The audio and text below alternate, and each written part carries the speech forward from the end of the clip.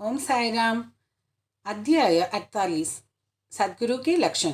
1 श्री शेवडे और 2 श्री सपटनेकर व श्रीमती सपटनेकर। 3 संतति दान। अध्याय प्रारंभ करने से पूर्व किसी ने हेमाडपंत से प्रश्न किया कि साई बाबा गुरु थे या सद्गुरु।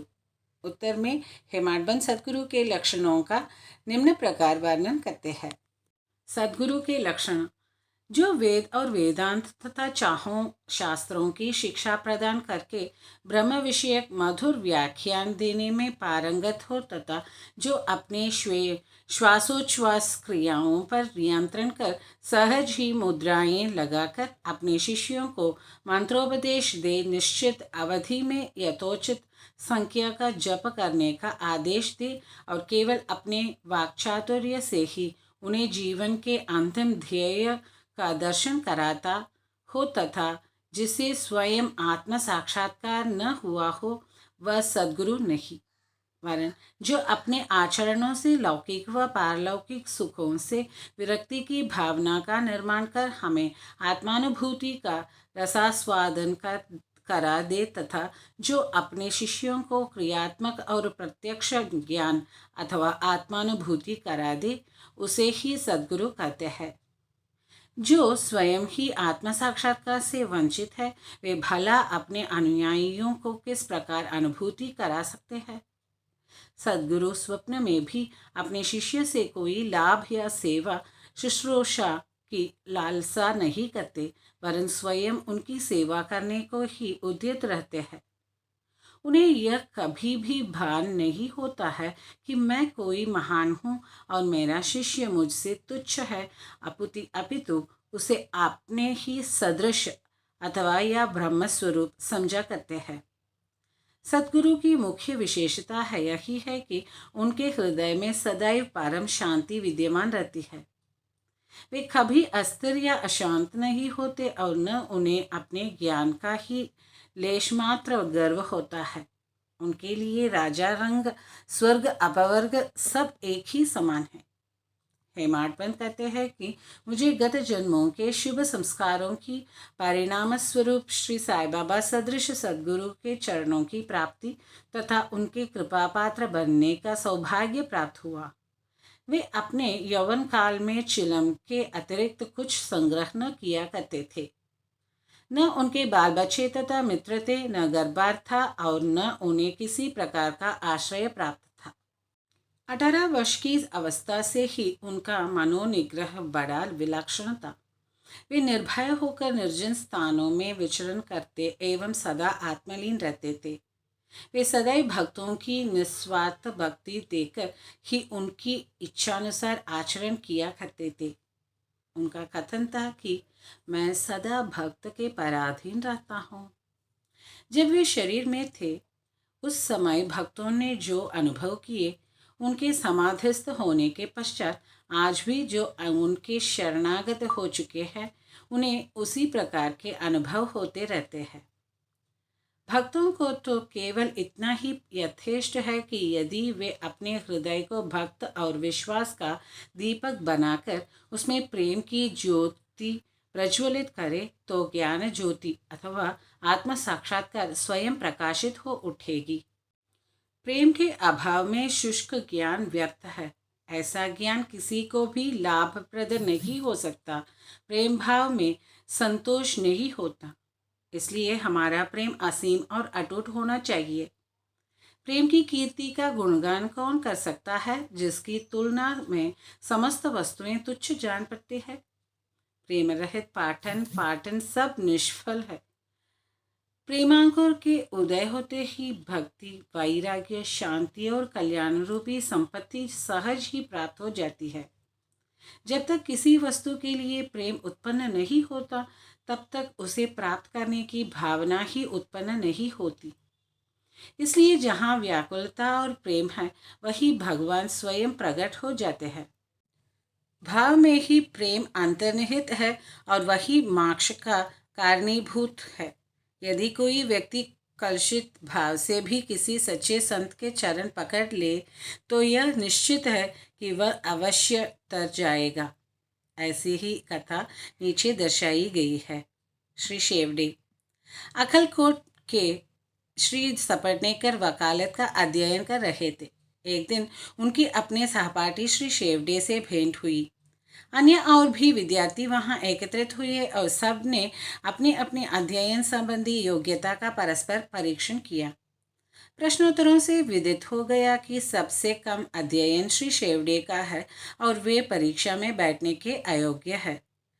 जब सब मित्रों ने मिलकर उनका उपहास किया, तब शेवड़े ने कहा कि यद्यपि मेरा अध्ययन अपूर्ण है तो भी मैं परीक्षा में अवश्य उत्तीर्ण हो जाऊंगा। मेरे साईं बाबा ही सबको सफलता देने वाले हैं। श्री सपटनेकर को यह सुनकर आश्चर्य हुआ और उन्होंने श्री शेवड़े से पूछा कि ये साईं बाबा कौन है जिनका तुम इतना गुणगान कर रहे हो। उन्होंने उत्तर दिया कि वे एक फकीर है जो शिरडी की एक मस्जिद में निवास करते हैं। वे महान सत्पुरुष है। ऐसे अन्य संत भी हो सकते हैं, परंतु वे उनसे अद्वितीय है। जब तक पूर्व जन्म के शुभ संस्कार संचित न हो, तब तक उनसे भेंट होना दुर्लभ है। मेरी तो उन पर पूर्ण श्रद्धा है। उनके श्रीमुख से निकले वचन कभी असत्य नहीं होते। उन्होंने ही मुझे विश्वास दिलाया है कि मैं अगले वर्ष परीक्षा में अवश्य उत्तीर्ण हो जाऊंगा। मेरा भी अटल विश्वास है कि मैं उनकी कृपा से परीक्षा में अवश्य ही सफलता पाऊंगा। श्री सपटनेकर को अपने मित्र के ऐसे विश्वास पर हंसी आ गई और साथ ही साथ श्री साईं बाबा का भी उन्होंने उपहास किया। भविष्य में जब शेवड़े दोनों परीक्षाओं में उत्तीर्ण हो गए, तब सपटनेकर को यह जानकर बड़ा आश्चर्य हुआ। श्री सपटनेकर परीक्षा में उत्तीर्ण होने के पश्चात अक्कलकोट में रहने लगे और वहीं उन्होंने अपनी वकालत प्रारंभ कर दी। 10 वर्षों के पश्चात सन 1913 में उनके इकलौते पुत्र की गले के बीमारी से मृत्यु हो गई, जिससे उनका हृदय विचलित हो उठा। मानसिक शांति प्राप्त करने हेतु उन्होंने पंढरपुर, गंगापुर और अन्य तीर्थ स्थानों की यात्रा की, परंतु उनकी अशांति पूर्ववत ही बनी रही। उन्होंने वेदांत का भी श्रवण किया, परंतु वह भी व्यर्थ ही सिद्ध हुआ। अचानक उन्हें शेवड़े के वचनों तथा श्री साईं बाबा के प्रति उनके विश्वास की स्मृति हो आई और उन्होंने विचार किया कि मुझे भी शिरडी जाकर बाबा के दर्शन करना चाहिए। वे अपने छोटे भाई पंडित राव के साथ शिरडी आए। बाबा के दर्शन कर उन्हें बड़ी प्रसन्नता हुई। जब उन्होंने समीप जाकर नमस्कार करके शुद्ध भावना से श्रीफल भेंट किया, तो बाबा तुरंत क्रोधित हो उठे और बोले कि यहाँ से निकल जाओ। सपटनेकर का सिर झुक गया और वे कुछ हटकर पीछे बैठे गए। वे यह जानना चाहते थे कि किस प्रकार उनके समक्ष उपस्थित होना चाहिए। किसी ने उन्हें बाला शिंपी का नाम सुझा दिया। सपटनेकर उनके पास गए और उनसे सहायता करने की प्रार्थना करने लगे। तब वे दोनों बाबा का एक चित्र मोल लेकर मस्जिद को आए। बाला शिंपी ने अपने हाथ में चित्र लेकर बाबा के हाथ में दे दिया और पूछा कि यह किसका चित्र है। बाबा ने सपटनेकर की ओर संकेत कर कहा कि यह तो मेरे यार का है। यह कहकर वे हंसने लगे और साथ ही सब भक्त मंडली भी हंसने लगी। बाला शिंपी के इशारे पर जब सपटनेकर उन्हें प्रणाम करने लगे, तो वे पुनः चिल्ला पड़े कि बाहर निकलो। सपटनेकर की समझ में नहीं आता था कि वे क्या करें। तब वे दोनों हाथ जोड़कर प्रार्थना करते हुए बाबा के सामने बैठ गए, परंतु बाबा ने उन्हें तुरंत ही बाहर निकलने की आज्ञा दी। वे दोनों बहुत ही निराश हुए। उनकी आज्ञा कौन टाल सकता था। आखिर सपटनेकर खिन्न हृदय शिरडी से वापस चले आए। उन्होंने मन ही मन प्रार्थना की कि हे साईं, मैं आपसे दया की भिक्षा मांगता हूँ। कम से कम इतना ही आश्वासन दे दीजिए कि मुझे भविष्य के में कभी न कभी आपके श्री दर्शनों की अनुमति मिल जाएगी। श्रीमती सपटनेकर। 1 वर्ष बीत गया, फिर भी उनके मन में शांति न आई। वे गंगापुर गए, जहाँ उनके मन में और अधिक अशांति बढ़ गई। अतः वे माढ़ेगांव विश्राम के लिए पहुँचे और वहाँ से ही काशी जाने का निश्चय किया। प्रस्थान करने के 2 दिन पूर्व उनकी पत्नी को स्वप्न हुआ कि वह स्वप्न में एक गागर लिए लखटशाह के कुएं पर जल भरने जा रही है। वहाँ नीम के नीचे एक फकीर बैठा है, सिर पर एक कपड़ा बंधा हुआ है। फकीर उसके पास भरने जा रही है। वहाँ नीम के नीचे एक फकीर बैठा है, सिर पर एक कपड़ा बंधा हुआ है। फकीर उसके पास आकर कहने लगा कि मेरी प्रिय बच्ची, तुम क्यों व्यर्थ कष्ट उठा रही हो? मैं तुम्हारी गागर निर्मल जल से भर देता हूँ। तब फकीर की बाय से वह खाली गागर लेकर ही लौट आई। फकीर भी उसके पीछे पीछे चला आया। इतने में ही घबराहट में उसकी निद्रा भंग हो गई और उसने आंखें खोल दी। यह स्वप्न उसने अपने पति को सुनाया। उन्होंने इसे एक शुभ शकुन जाना और वे दोनों शिरडी को रवाना हो गए। जब वे मस्जिद पहुंचे तो बाबा वहां उपस्थित न थे। वे लेंडी बाग गए हुए थे। उनके लौटने की प्रतीक्षा में वे वहीं बैठे रहे। जब बाबा लौटे तो उन्हें देखकर उनकी पत्नी को बड़ा आश्चर्य हुआ, क्योंकि स्वप्न में जिस फकीर के उसने दर्शन किए थे उसकी आकृति बाबा से बिल्कुल मिलती जुलती थी। उसने अति आदर सहित बाबा को प्रणाम किया और वहीं बैठे बैठे उन्हें निहारने लगी। उसका विनम्र स्वभाव देखकर बाबा अत्यंत प्रसन्न हो गए। अपनी पद्धति के अनुसार वे एक तीसरे व्यक्ति को अपने अनोखे ढंग से एक कहानी सुनाने लगे। मेरे हाथ, उधर, शरीर तथा कमर में बहुत दिनों से दर्द हुआ करता था। मैंने उन्हें अनेक उपचार किए, परंतु मुझे कोई लाभ न पहुंचा। मैं औषधियों से ऊब उठा, क्योंकि मुझे उनसे कोई लाभ न हो रहा था। परंतु अब मुझे बड़ा अचंभा हो रहा है कि मेरी समस्त पीड़ाएं एकदम ही जाती रही। यद्यपि किसी का नाम नहीं लिया गया था, परंतु यह चर्चा स्वयं श्रीमती सपटनेकर की थी। उनकी पीड़ा, जैसा बाबा ने अभी कहा, सर्वथा मिट गई और वे अत्यंत प्रसन्न हो गई। संतति दान। तब श्री सपटनेकर दर्शनों के लिए आगे बढ़े, परंतु उनका पूर्वार्थ वचनों से ही स्वागत हुआ कि बाहर निकल जाओ। इस बार वे बहुत धैर्य और नम्रता धारण करके आए थे। उन्होंने कहा कि पिछले कर्मों के कारण ही बाबा मुझसे अप्रसन्न है और उन्होंने अपना चरित्र सुधारने का निश्चय कर लिया और बाबा से एकांत में भेंट करके अपने पिछले कर्मों की क्षमा मांगने का निश्चय किया। उन्होंने वैसा ही किया भी, और अब जब उन्होंने अपना मस्तक उनके श्री चरणों पर रखा तो बाबा ने उन्हें आशीर्वाद दिया।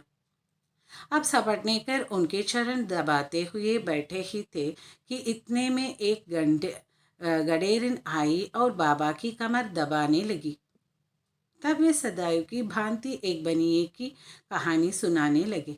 जब उन्होंने उसके जीवन के अनेकों परिवर्तन तथा उसके इकलौते पुत्र की मृत्यु का हाल सुनाया तो सपटनेकर को अत्यंत आश्चर्य हुआ कि जो कथा वे सुना रहे हैं वह तो मेरी ही है। उन्हें बड़ा अचंभा हुआ कि उनको मेरे जीवन की प्रत्येक बात का पता कैसे चल गया। अब उन्हें विदित हो गया कि बाबा अंतर्यामी है और सबके हृदय का पूरा पूरा रहस्य जानते हैं। यह विचार उनके मन में आया ही था कि गडेरिन से वार्तालाप चालू रखते हुए बाबा सपटनेकर की ओर संकेत कर करने लगे कि यह भला आदमी मुझ पर दोषारोपण करता है कि मैंने ही इसके पुत्र को मार डाला है। क्यों मैं लोगों के बच्चों के प्राण हरण करता हूँ? फिर ये महाशय मस्जिद में आकर अब क्यों चीख पुकार मचाते हैं? अब मैं एक काम करूँगा। अब मैं उसी बालक को फिर से इनकी पत्नी के गर्भ में ला दूंगा। ऐसा कहकर बाबा ने अपना वरद हस्त सपटनेकर के सिर पर रखा और आसे सांत्वना देते हुए कहा कि ये चरण अधिक पुरातन तथा पवित्र है।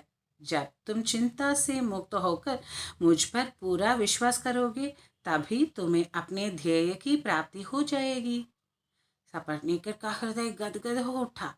तब अश्रुधारा से उनके चरण धोकर वे अपने निवास स्थान पर लौट आए और फिर पूजन की तैयारी कर नैवेद्य आदि लेकर वे सपत्नीक मस्जिद में आए।